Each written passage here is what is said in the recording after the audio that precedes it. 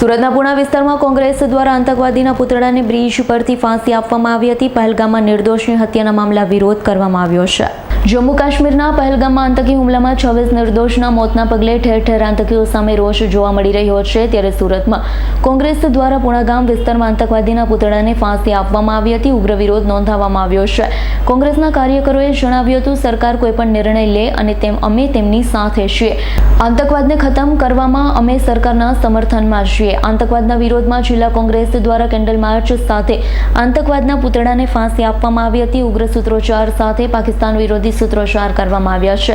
આ વિરોધ પ્રદર્શનમાં પોલીસે ચુસ્ત બંદોબસ્ત ગોઠવ્યો હતો।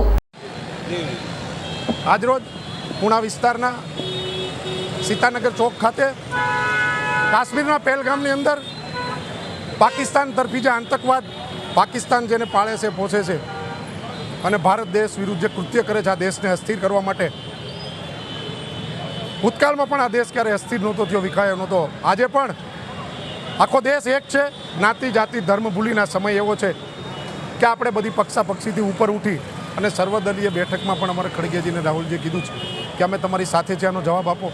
આવનારા સમયની અંદર કોઈ પણ નિર્દોષ આનો ભોગ ન બને એના માટેનો આજે દેશ આખામાં રોષ છે અને આવનારા સમયમાં આવું કૃત્ય ફરીથી ન થાય અને પાકિસ્તાનને જડબાતોડ જવાબ આપવા માટે આ દેશ આખો એક થઈ અને સત્તામાં બેઠેલા લોકોને ખુલ્લી છૂટ આપી છે કે કરો લાલ આંખ ને પાકિસ્તાનના બે ભાગ કરો। Bureau report S9 news Surat.